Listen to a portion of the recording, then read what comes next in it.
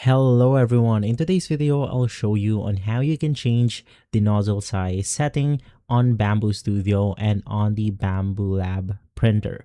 Basically, the first thing that you want to do is to head over to the printer category right here, click on the gear icon, and then you want to look for your Bambu Lab printer. After looking and making sure that your Bambu Lab is enabled, just click on the confirm button.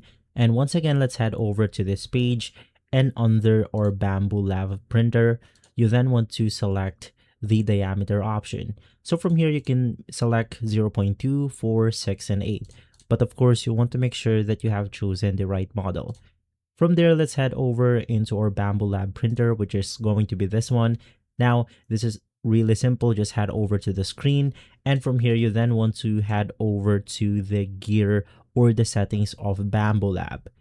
Head over to the maintenance section, and basically inside this page, we have the same setting, which is the nozzle option. In here, you want to make sure that your Bambu Lab setting, or I mean your Bambu Lab printer, and the Bambu Studio slicer settings are both the same.